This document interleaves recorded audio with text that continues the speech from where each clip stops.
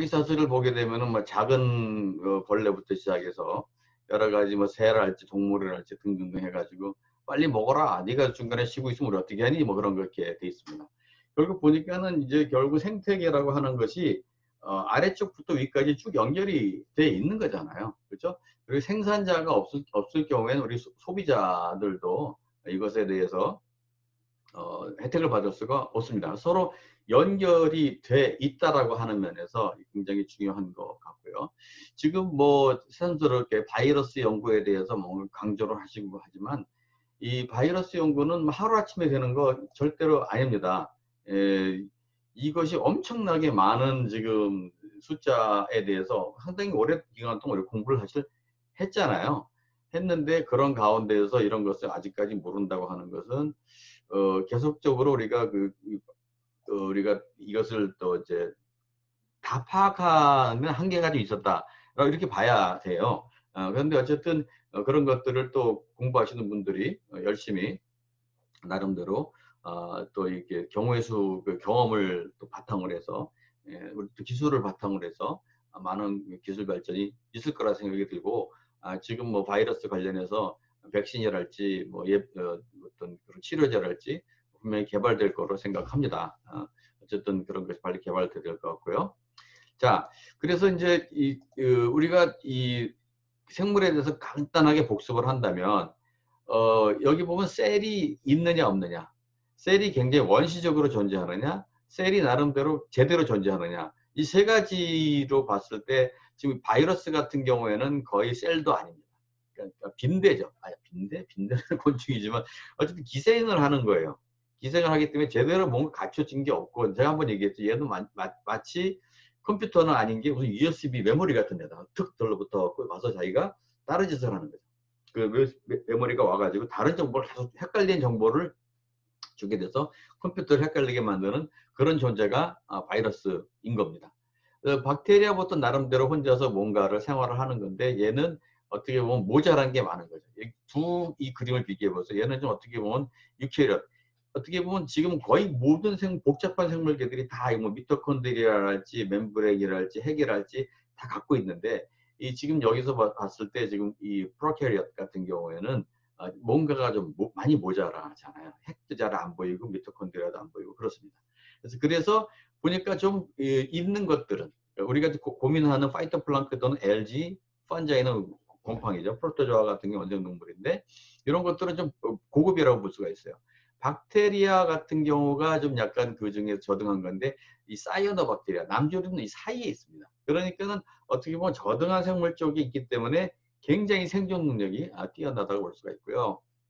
플랑크톤은 이제 파이토플랑크톤, 주플랑크톤, 박테리오 플랑크톤, 마이크로 플랑크톤, 그다음에 여러 가지가 있는데 플랑크톤이라고 하는 자체는 또 다닌다는 그런 뜻입니다. 그렇죠? 파이터는 식물성, 동물성, 박테리아, 그다음에 또 미량, 다른 펑거스, 그러니까 이거는 곰팡이류라고 봐야 되겠네요. 어쨌든 그 중에 우리가 좀 관심이 있는 게 파이토플랑크톤이고요. 파이토플랑크톤이 지금 얘기한 거죠. 프로캐리어틱 되거나 유캐리어틱이 됩니다. 유캐리어틱이 좀 복잡한 형태의 어떤 그 셀을 갖고 있는 거라고 했잖아요. 그렇죠? 그리고 뭐, 이 파이토플랑크톤이 박테리아, 사이노박테리아도 있고, 프로티스트는 원생동물인 거고요. 싱글 셀드 플랜트, 한 개의 셀로 된 식물류가 있다고 합니다. 여러 가지가 있는데 그 중에서 가장 일반적인 것이 이 남조류 다이어톰 규조라고 하는 거, 다이너플라젤라 이건 마평묘 조류라고 하는 거고, 그린 LG 일반적으로 가장 이제 우리가 도움이 많이 되는 LG라고 하고요. 코콜리토포라고 하는 저도 뭔지 잘 모르겠습니다. 어쨌든 이런 것들이 우리가 많이 얘기하는 게 남조류, 규조류, 그다음에 녹조류. 그러면서 이것은 적조 생물입니다. 그런 것들이 주로 많이 나타나는 건데 사실상 파이토플랑크톤의 스펙트럼이 엄청나게 많습니다. 지금 우리가 바이러스가 뭐 지금 뭐 이게 변종이 있다고 그랬잖아요. 그런 것들이 종류를 셀 수가 없어요.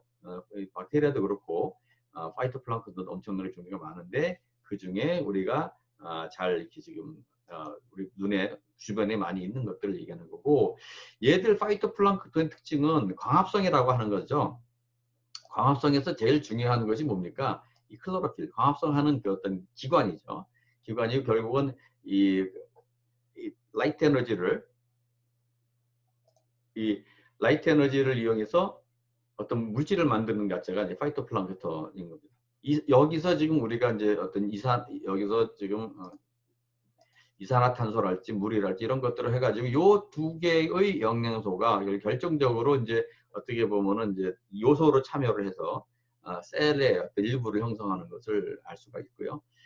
굉장히 중요한 거죠. 결국 그래서 이 광합성이라고 하는 거면서 이 자체가 광합성을 하게 되면은 자체가 유기물을 생성한다는 것 자기가 등치가 커진다는 겁니다. 그리고 자기가 나름대로 이 레스피레이션 호흡을 한다고 하는 건 태운다는 거기 때문에 제가 계속 말씀드리지만 먹을 때 태우기도 하지만 자기 걸 태우기도 하거든요. 그랬을 때 자기가 없어지는 거, 죽기도 하고 깔아앉기도 하고 그렇습니다. 이게 좀 그렇게 돼 있습니다. 그래서 지금 여기서 아까 이 잠시 나왔던 그림이긴 한데요. 그랬을 때 이런 것들이 지금 왜 중요하냐면 나중에 모델링 시간에서는 화살표 들어가는 거 플러스 나가는 건 마이너스 뭐 이런 식으로 해가지고 우리가 이런 것들을 전체적으로 일단은 숫자로 그러니까 매스 밸런스에 넣고요. 그 다음에 이것을 우리가 방정식을 부여를 해서 더하기 빼기를 하게 됩니다. 그렇죠. 지금 우리는 수학적인 얘기를 많이 하진 않을 것 같습니다. 넘어갈게요. 그래서 광합성이라고 하는 것을 우리가 이제 복잡하게 제가 많이 써놨습니다. 많이 써놨는데 결국은 광합성에서 산소가 왜 나오느냐라고 하는 거 그냥 보여드리려고 하는 거고 나머지는 생물학적 처리나 이런 쪽에서 학습을 하셔야 돼요. 이것이 결국은 전자가 돌아가면서 나름대로 어떤 서로 중화되기 위해서 계속 주고받고 하면서 산화하면서 엘렉트론 트랜스퍼 전자가 이동하는 어떤 그런 계라고 엘렉트론 트랜스퍼 체인이라고 하잖아요. 그러면서 계속 이런 것들을 바꾸는 거거든요. 그랬을 때 이 광합성을 가지고 일으키는 이 물질들 클로로필은 외부에서 이제 내부적인 어떤 이렇게 클로로필이 돌아가는 것도 하지만 외부적으로도 쓰기 때문에 이것을 우리가 산화하게 되면 환원도 시켜야 된다는 거죠. 그랬을 때 이런 어떤 반응계에 의해서 산소가 형성되는 걸 알 수가 있습니다. 그래서 그렇구나라고 하는 것이고요. 그 다음에 이제 클로로필이 굉장히 중요하잖아요. 클로로필은 결국 그러면 광합성을 일으키는 기관이구나. 그래서 여기서 클로로필에 대해서 뭐라고 했냐면 Light Harvesting Center. 라이트를 모으는 센터. 예? 추수? 굉장히 안 좋은 요새는 느낌이 드는 단어인데 어쨌든 라이트를 모으는 센터고 Photosynthetic Reaction Center. 광합성 반응이 일어나는 센터입니다. 그렇죠? 그래서 굉장히 중요합니다. 중요하고 클로로필 종류가 A, B, C1, C2, D, F 이런 식으로 일반적으로 많이 알려져 있고요. 걔들은 실험을 할 때 보시게 되면은 우리가 발색을 시켰을 때 클로로필 A는 주로 이런 식으로 많이 스펙트로포토메트에 잡히고 클로로필 B는 잡힙니다. 각 고유의 파장 밴드가 있어가지고 우리가 거기에 맞춰서 실험을 하는데 클로로필 A가 가장 많이 일반적으로 모든 광합성을 하는 생물체에 가장 많이 있고요. 그래서 이거는 어떻게 보면 전체적인 식물성 플랑크톤의 광합성 능력을 대변한다고 보시면 되고요. 그랬을 때 사이아노박테리아는 독성 남주를 아까 우리 모두에 뭐라 했습니까? HAB. HAB를 다시 한번 써볼까요? 혹시 나중에 들어오신 분들이 이게 뭔 소리야? 이렇게 할 수가 있는데 HAB 좀 잘 씁시다. H. 그럼 이게 뭐라고 그랬어요? 이게 굉장히 유해성 harmful. 그렇죠?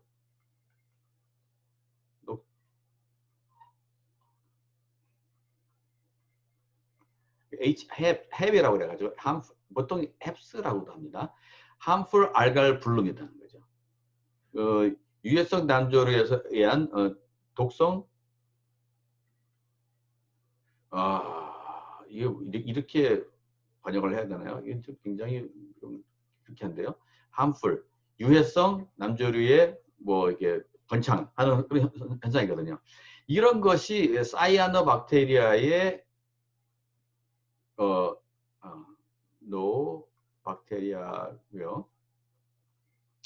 사이아노박테리아도 굉장히 종류가 많을 거 아니에요. 그렇죠? 예, 그 중에서 뭐 자세한 내용은 여기서 일단 피하겠습니다. 뭐 예를 들어서 마이크로시스티스, 파이저면은 아나베나, 오실라토리아 네 가지가 지금 중요하다고 얘기를 하니까 나중에 뒤에 나올 겁니다. 그 사이아노박테리아는 물론 당연히 클로로필 A를 가지고 있지만 얘들은 D나 F를 다 가지고 있고 최근에 제가 본 논문에 의하면 F가 중요하다. 그런데 그 F는 주로 바다에서의 그 사이아노박테리아 많이 얘기했던 것 같아요. 민물에 대한 것은 이제 좀 더 공부를 해봐야 되겠지만 이거에 대비해서 나중에 뒤에 나올 겁니다. 그래서 이제 이 광합성을 일으키는 것이 클로로필이지만 캐로티노이드라고 하는 거고 파이코빌리프로테인이라고 하는 것들도 빛을 흡수할 수가 있어요. 그렇지만 얘들은 그 광합성을 일으키는 기관은 아닙니다. 어쩌면 빛을 흡수를 해서 나중에 하는데 이 파이코빌리프로테인에 포함되어 있는 파이코사이아닌이라는 물질가 있어요. 요것이 주로 이 사이아노박테리아에 주로 많다라는 거죠. 그랬을 때 이렇게 뭐 생기기는 이렇게 생겼다고 하는데 그래서 클로로필 F뿐만 아니라 파이코사이아닌으로 할 수가 있는데 지금 많은 학자들이 말씀하시는 것은 파이코사이아닌을 가지고 하게 되면 정확하게 얘가 지금 뭐 사이아노박테리아만 얘가 이걸 갖고 있는 건 아니지만 그래도 많은 부분을 좀 더 정확하게 할 수가 있습니다. 이 얘기를 왜 하는 거 하는 건 좀 이따가 다시 나올 거예요. 나중에 얘기할게요. 자, 사이아노박테리아 같은 경우에 문제다. 여러 군데서 문제다라고 하는 걸 제가 하기 위해서 그림을 가져온 거고요. 지금 보니까는 뭐 별로 감동이 없네요. 우리가 다 알고 있는 얘기라서. 바다에서도 나오고 담수에서도 있고 흙에도 있고 그리고 이 바위에도 있고 그렇죠? 그 다음에 growth is favored. 그러니까 어디를 좋아하냐면 좀 정체된 수역 그렇죠? 그리고 온도가 높은데 이 사이아노박테리아는 특별히 지금 다른 거에 비해서 주목해야 되는 것이 온도입니다. 온도. 예를 들어서 한 뭐 15도, 뭐 10도에서 15도 정도 이럴 때는 이제 다이아토미, 규주류가 주종을 이루고요. 한 20에서 25도인 그린이지만 25도 이상이 되면은 대충 한 이럴 때는 블루 그린 내지는 사이아노 박테리아 를 주목하게 됩니다. 그래서 우리가 이제 사실 모델링하는 입장에서도 얘들이 좋아하는 온도대를 우리가 늦게 들어오시는 분들이 계셨네요. 제가 신경 못 써서 미안합니다. 지금 벌써 한 15분 지났는데 이제 들어오셨고요. 아까는 전혀 신경을 못 썼지만 거의 다 들어온 것 같네요. 예.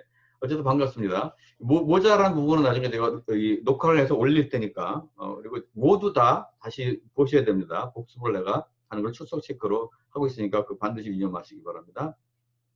예, 어쨌든 그래서 사이아노박테리아가 온도에 가장 뭐 다들 뭐 생물이니까 온도에 민감할 수밖에 없는데 자기가 시원한 데를 좋아하는 생물이 있고 적정 온도를 좋아하는 생물이 있고 따뜻한 데를 좋아하는 생물이 있는데 사이아노박테리아는 따뜻한 데를 좋아합니다. 보통 27도 이상 되면 사이아노박테리아 불룸을 의심을 하셔야 되는데 그래서 늦여름에 굉장히 뜨거울 때 그럴 때 이제 우리가 문제가 생기는 것이 HAB 문제가 생기는 것이 바로 이건 거죠. 근데 여기서 이제 나름대로 highly visible 블룸 보여서 보기도 싫고 턱식하고 필터 샌드로 플러깅 맞기도 하고 shellfish poisoning 이건 조개류의 독성을 발휘하고 kill fishes 그렇죠? 피쉬를 죽이기도 한다는 겁니다. 그래서 harmful algal bloom에서 우리가 모델링을 하는 그림을 제가 보게 되면 실리카, 포스포러스, 나이트로젠이 있을 때 이거 다이아톰이나 귀조류나 그린, 녹조류나 사이아노박테리아가 먹는데 사이아노박테리아도 독성이 있는 애들이 있고 그렇지 않은 애들도 있고요. 질소를 고정하는 애들도 있고 그렇지 않은 애들도 있어요. 사이아노박테리아는 참 그런 나름대로 다른 거에 비해서 특성이 생존 능력이 뛰어납니다.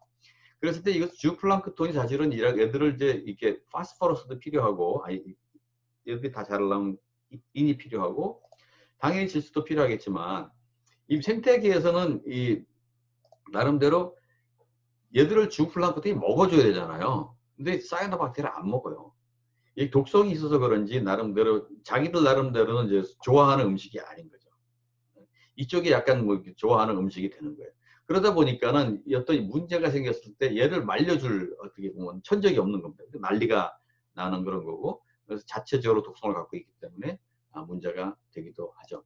이런 것들을 독성이 여러 가지가 있는데 여기서 보게 되면은 뭐 우리 독성에 대해서 여기서 우리가 강조할 건 아니지만 그래도 있으니까 제가 인터넷 찾아보니까 에나톡신, 실린더러스 스페룰옵신, 옵신이군요.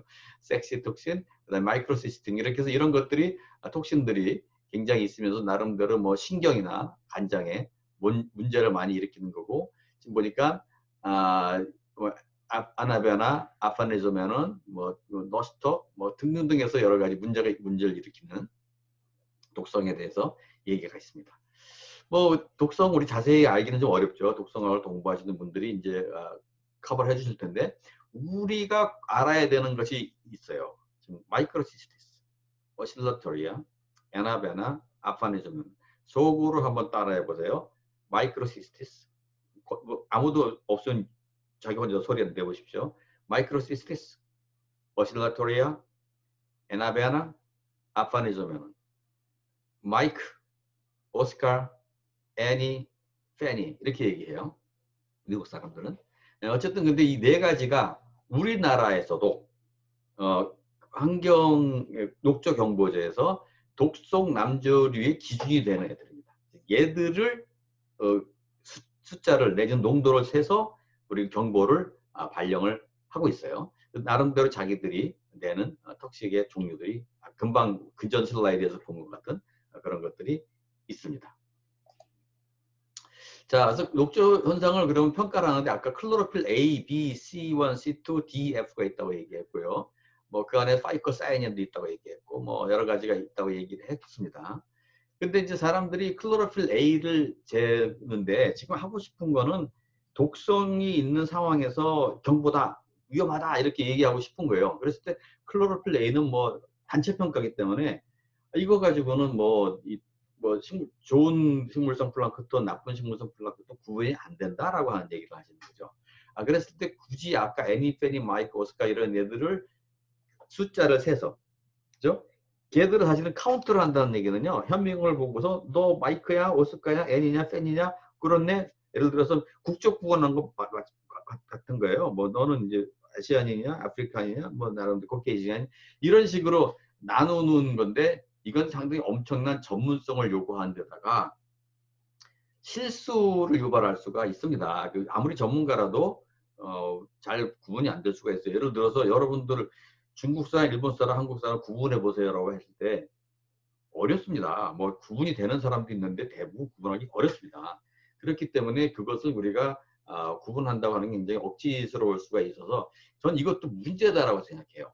그래서 어떤 나름대로의 어떤 정량적으로 계산할 때 사람 육안으로 하는 거는 문제가 있다고 생각하는데 이걸 또 제가 왜 이런 강조를 하는지를 그 다음 슬라이드 보시면 그 다음 셀 볼륨이라고 하는 것은 이제 볼륨 측정하는 방법이 있는 거고요. 2016년부터 클로로필 A와 톡식 사이아노박테리아는 셀퍼 M이 아니라 밀리리터입니다. 밀리리터당 몇 마리냐를 세는 거예요. 세는 거는 사람이 세는 겁니다. 세는 건데 이것을 지금 클로로필 A는 단체적으로 클로로필 총 파이토플랑크톤이니까 잘 안 맞더라. 그래서 이걸 없애버리고 이렇게 했다는 거죠. 그랬을 때 과연 이것이 지금 적절한 대책이냐. 그래서 뭐 1000마리, 10,000마리, 100만 마리 하면 난리 났다. 이 1000마리 이하가 되면 다시 해제하고 이런 식으로 해서 우리가 녹조 경보가 발생이 됩니다. 그러나 글쎄요, 저는 클로로필 A가 안 맞는다 하면 파이코사이닌을 하든지 뭔가 뭐 대책이 있어야 된다. 이거는 지금 너무 현재로서 측정하는 방법 자체가 그쪽에 전공자만 할 수 있다고 하는 어떤 그런 나름대로의 불편함이 좀 있습니다. 아닌 것 같아요. 자, 근데 지금 우리가 파이토플랑크톤 지금 두 가지죠. 그러니까 식물도 있고 떠 있는 것들도 있고 있는데 지금 보게 되면 어떻게 보면 이렇게 식물들, 물속에 있는 수생식물들도 있어요. 매크로파이터라고 하기도 하고. 또 하나는 제가 오늘 특별히 얘기하고 싶은 게 페리파이톤인데요. 이렇게 바위 같은 거나 이런 거 얹혀 있는, 자라는 겁니다. 제가 오늘 아침에 학교에 오면서, 걸어오면서 사진을 찍었어요. 학교 바로 옆에 그 학사마을 쪽에 있는 겁니다. 지금 보시다시피 뭐 엄청나게 더럽죠, 그죠? 네, 이런 나름대로 또 옆에 이렇게 가면은 지금 이렇게 지금 원래 굉장히 이게 이쁘잖아요. 이런 것들을 굉장히 보면은 뭐 머리카락 같기도 하고, 그리고 이제 굉장히 그 나름대로 뭐 좀 뭐랄까 유속이 빠르거나 이건 아마 밑에 어떤 공사로 인해서 다시 바닥을 정비를 한 것 같습니다. 그랬을 때 굉장히 좀 문제가 좀 있다라고 생각이 좀 들고요. 그랬을 때 지금 이것들이 문제인데 어떻게 했으면 좋겠냐는 고민을 많이 하기 시작했어요. 그래서 여러분들